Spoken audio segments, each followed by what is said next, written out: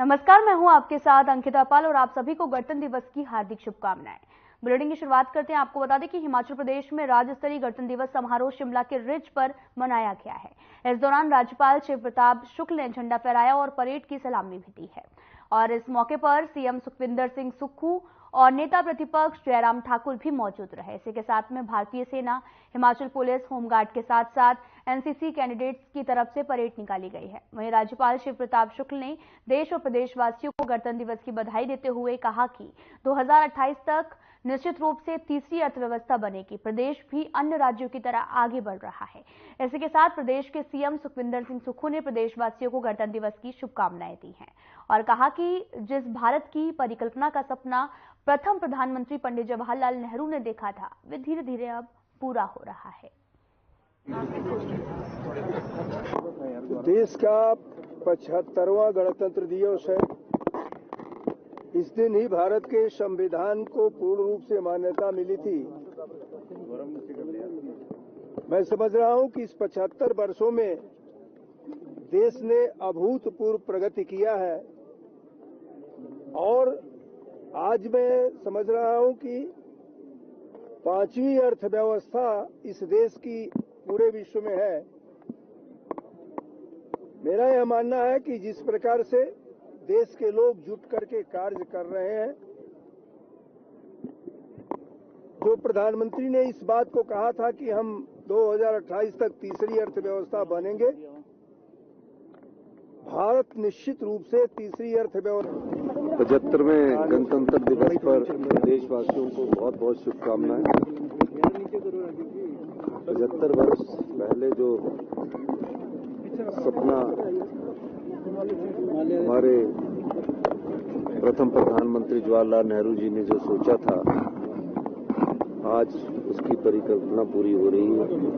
धीरे धीरे देश तरक्की की राह में आगे बढ़ रहा है और एक नए भारत का निर्माण जो उनकी नीतियां और कार्यक्रम के द्वारा सोचा गया था, उस दृष्टि से हम आगे बढ़ रहे हैं। हमीरपुर में आपको बता दें कि 26 जनवरी गणतंत्र दिवस हर्षोल्लास के साथ मनाया गया, जिसमें आपको बता दें कि डिप्टी सीएम मुकेश अग्निहोत्री ने राष्ट्रीय ध्वज फहराया और भव्य परेड की सलामी ली है। और इस अवसर पर सभी जिलावासियों को बधाई देते हुए मुकेश अग्निहोत्री ने कहा कि 26 जनवरी हम की सभी देशवासियों के लिए एक ऐतिहासिक दिन है और इस दिन ही हमारा देश विश्व भर में सबसे बड़े लोकतांत्रिक गणराज्य के रूप में स्थापित हुआ है। साथ ही स्वतंत्रता सेनानी और शहीदों को नमन करते हुए उप मुख्यमंत्री ने यह भी कहा कि इन महान देश भक्तों के बलिदान से यह संभव हुआ है और इसी के साथ उन्होंने यह भी कहा कि प्रदेश सरकार आत्मनिर्भर हिमाचल और समृद्ध हिमाचल बनाने की दिशा में विशेष प्रयास कर रही है। और पिछले 1 साल के दौरान हमीरपुर में हिमाचल प्रदेश परिवहन अपीलीय आपको बता दें कि ट्रिब्यूनल और HPPCL को सोलर ऑफिस खोला गया है और बिजली बोर्ड के मुख्य अभियंता कार्यालय को भी मंजूरी दी गई है। 1950 में प्रदेशवासियों को गणतंत्र दिवस पर हार्दिक शुभकामनाएं। 26 जनवरी हम सभी देशवासियों के लिए एक ऐतिहासिक दिन है।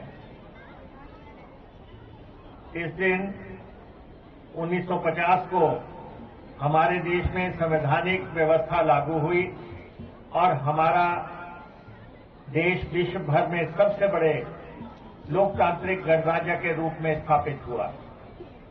इस ऐतिहासिक दिवस पर देश और प्रदेश के उन महान सपूतों और देशभक्तों को हम याद करते हैं जिन्होंने इस देश को स्वाधीनता दिलवाने में अनेकों कुर्बानियां दी।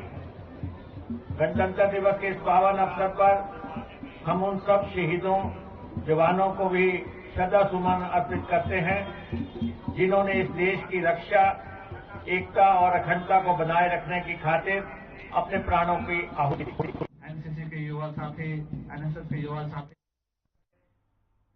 जिला स्तरीय गणतंत्र दिवस समारोह नाहन के चौगान मैदान में धूमधाम के साथ मनाया गया है। आपको बता दें कि स्वास्थ्य और सामाजिक न्याय और अधिकारिता मंत्री डॉक्टर कर्नल धनीश्याम शांडिल ने भी ध्वजारोहण किया और इसके उपरांत उन्होंने परेड का निरीक्षण कर मार्च पास्ट की सलामी दी है। इस अवसर पर स्वास्थ्य मंत्री ने आपको बता दें कि जनसभा को संबोधित करते हुए प्रदेशवासियों को गणतंत्र दिवस की शुभकामनाएं देते हुए कहा कि आज देश एक समृद्धता संपूर्ण देश बना था। ये दिन शहीदों की कुर्बानी से मिला है।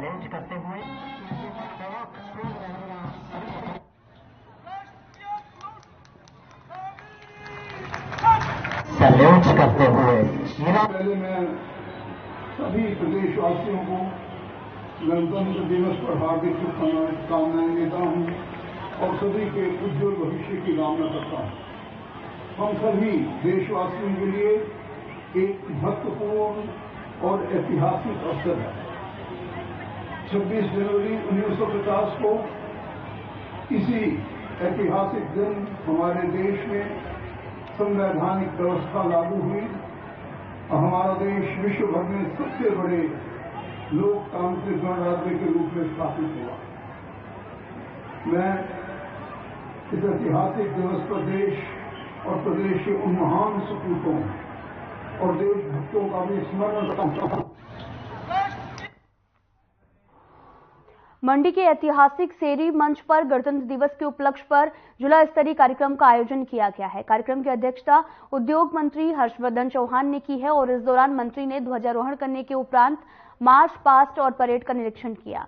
वहीं कार्यक्रम के दौरान कई सांस्कृतिक कार्यक्रम भी प्रस्तुत किए गए और इस दौरान कार्यक्रम में आपको बता दें कि मंत्री हर्षवर्धन चौहान ने प्रदेश कांग्रेस सरकार के अपने 1 साल के कार्यकाल की नीतियों और योजनाओं के बारे में लोगों को बताया है। इसी के साथ उन्होंने ये भी कहा कि सरकार की तरफ से चलाए गए कार्यक्रम सरकार आपके गांव को लेकर बेहतर भी बताया, जिसमें कई लोगों को भी समस्याओं का निपटारा हो रहा है। आज 75वें गणतंत्र दिवस के मौके पे मुझे मंडी में जिला स्तरीय कार्यक्रम आयोजन करने का सौभाग्य प्राप्त हुआ है। मैं सभी मंडी के लोगों को इस अवसर पर शुभकामनाएं दूंगा, बधाई दूंगा और उम्मीद करूंगा कि हमारा ये प्रदेश जो है फले फूले और आगे बढ़े और इस प्रदेश में जो है वो खुशहाली आए। और हमारा कांग्रेस की सरकार का जो कार्यकाल है वो 1 साल का कार्यकाल है और किसी भी सरकार के जो कार्यकाल होता है बहुत लंबा नहीं होता है, मगर इसके बावजूद भी जो है ये उपलब्धियों भरा हमारा कार्यकाल रहा है, जिसमें हमने अपने जो चुनाव में घोषणाएं की थी, ओपीएस की घोषणाएं की। सोलन में विश्व के सबसे बड़े लोकतंत्र की 75वीं सालगिरह ऐतिहासिक टोडो मैदान में धूमधाम से मनाई गई है, जहां पर कदम से कदम मिलाते हुए पुलिस, होमगार्ड के जवान और एनसीसी, एनएसएस और स्काउट्स के छात्र छात्राओं ने परेड की प्रस्तुति दी है। और लोक निर्माण मंत्री विक्रमादित्य सिंह ने तिरंगा फहराकर आपको बता दें कि समारोह का शुभारंभ किया। परेड का निरीक्षण कर मार्च पास्ट की सलामी भी ली और लोक निर्माण मंत्री विक्रमादित्य सिंह ने भी इस कार्यक्रम पर कहा कि गणतंत्र ने देश में सभी नागरिकों को समानता का अधिकार दिया है। साथ ही देश भर में हिमाचल पर्वतीय विकास का आदर्श माना जाता है और इस दौरान सीपीएस राम कुमार चौधरी सहित कई गणमान्य व्यक्ति उपस्थित रहे।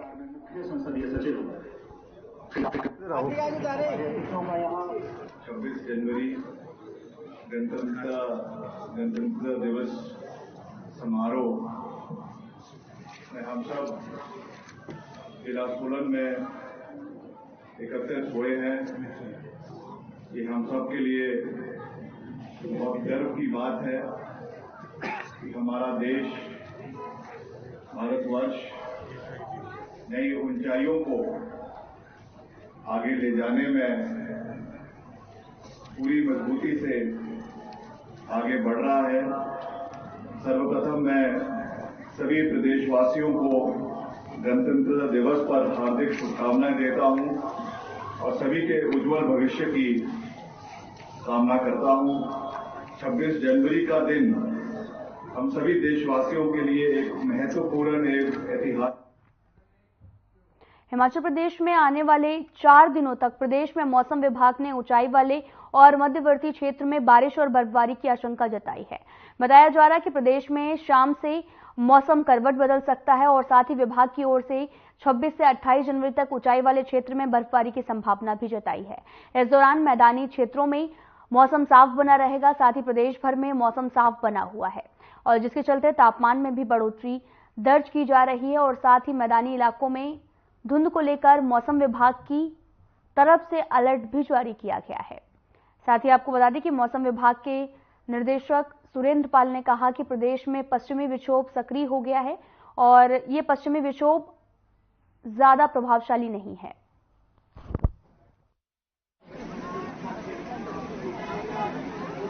टावर्स कुछ बादल रहेंगे, जो खास जिले हैं शिमला, कुल्लू, कांगड़ा और उसके आसपास के इलाकों में, लेकिन ऊपरी क्षेत्र जैसे चंबा, लाहौल स्पीति, किन्नौर, यहाँ पे ऊपरी क्षेत्रों में एक दो जगह पे हल्की बर्फबारी होगी। लेकिन जो भी तक जो बारिश नहीं हुई है, ड्राई स्पेल जो चला हुआ है, इससे कोई बड़ा राहत मिलने की अभी संभावना अगले 4 से 5 दिन नहीं है।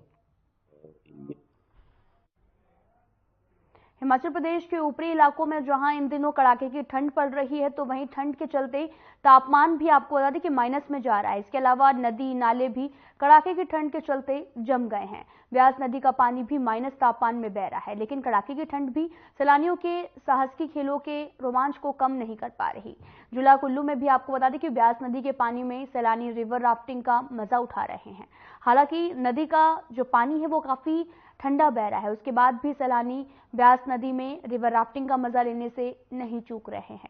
वहीं जिला पर्यटन विभाग का भी कहना है कि सैलानी रिवर राफ्टिंग का मजा ले रहे हैं, जो कि ये यहाँ पर कारोबार के लिए काफी अच्छा है।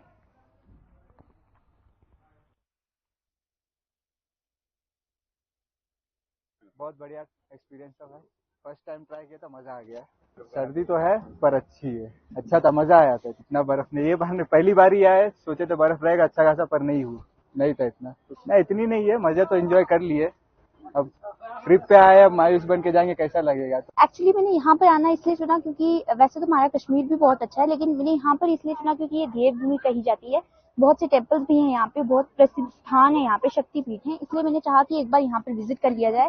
क्योंकि यूं तो हम अपनी स्ट्रेस भरी लाइफ में रहते ही हैं, तो हमें कभी कभी अगर मौका मिलता है तो हमें जरूर विजिट करना चाहिए। हमारा एक ही लाइफ टाइम है, सो वी शुड एंजॉय। बहुत अच्छा लगा, बहुत एडवेंचरस एक्सपीरियंस था। हाँ, थोड़ा डर लगता है पहले जब आप करते हैं, बट इट्स ऑल अबाउट कि आपको ट्राई करना है तो ट्राई करना ही है। मनाली एक्चुअली मेरी छोटी बेटी है, साथ आई हुई है, तो इसका भी एक था कि मुझे पापा छुट्टियां पड़ी हैं तो मुझे मनाली जाना है। फिलहाल इस वीडियो में इतना ही। नमस्कार। है